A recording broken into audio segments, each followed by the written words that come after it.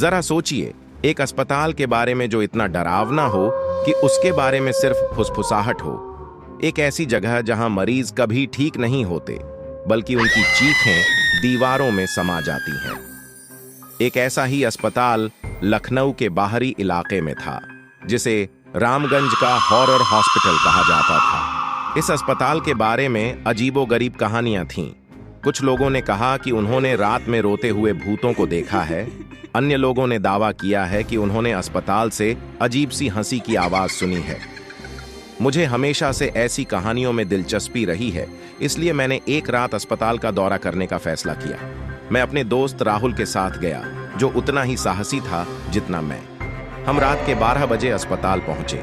हवा में एक अजीब सी ठंडक थी और चारों ओर सन्नाटा था। अस्पताल की इमारत अंधेरे में एक भयानक सिलहूट की तरह खड़ी थी।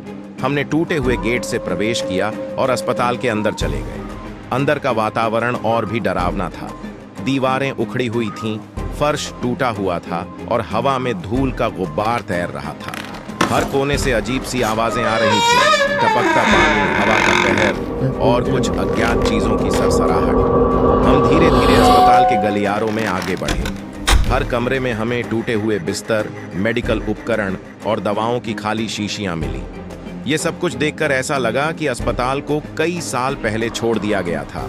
अचानक हमने एक कमरे से रोने की आवाज सुनी। आवाज एक बच्चे की तरह लग रही थी। हम धीरे धीरे उस कमरे की ओर बढ़े। दरवाजा अजार था, इसलिए हमने झांक कर देखा। कमरे में एक छोटा सा बिस्तर था, जिस पर एक छोटी लड़की लेटी हुई थी। वह रो रही थी, उसकी आंखों में डर था। कमरे में कोई और नहीं था। मैं उस कमरे में जाना चाहता था और लड़की की मदद करना चाहता था, लेकिन राहुल ने मुझे रोक दिया।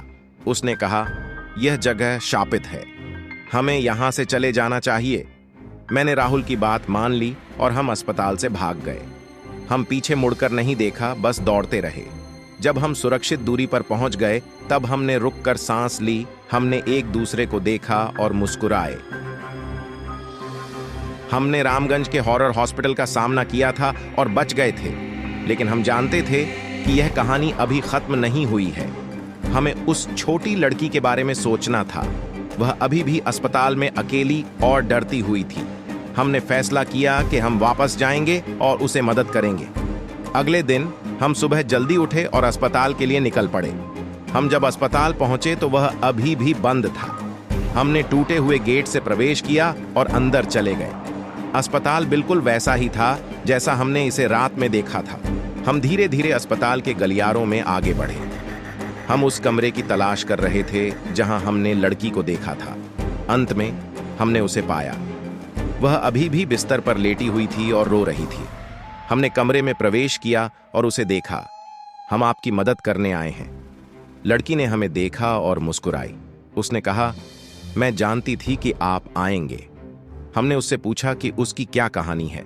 उसने हमें बताया कि वह 1 साल पहले अस्पताल में भर्ती हुई थी। उसे एक दुर्घटना में गंभीर चोट लगी थी। वह अस्पताल में ठीक हो रही थी, लेकिन फिर एक दिन, एक रात में सब कुछ बदल गया। उसने उठकर देखा और उसने देखा कि एक भूत उसके कमरे में खड़ा है। भूत एक महिला थी। उसके बाल सफेद थे और उसकी आंखें लाल थीं। वह लड़की को घूर रही थी। लड़की डर से चीख उठी। लड़की ने हमें बताया कि वह अब अस्पताल में रह रही है, क्योंकि वह भूत से नहीं छुटकारा पा सकती है। भूत कमरे में आया और हमें घूरने लगा। हमने भूत से कहा कि वह लड़की को छोड़ दे।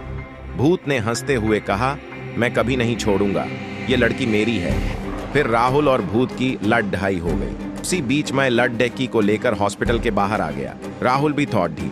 देर बाद भूत को चकमा देकर हॉस्पिटल के बाहर आ गया। हमने लड़की को अस्पताल से बाहर निकाल दिया। हमने रामगंज के हॉरर हॉस्पिटल से बहुत कुछ सीखा। हमने सीखा कि बुराई हमेशा रहती है, लेकिन अच्छाई हमेशा जीतती है।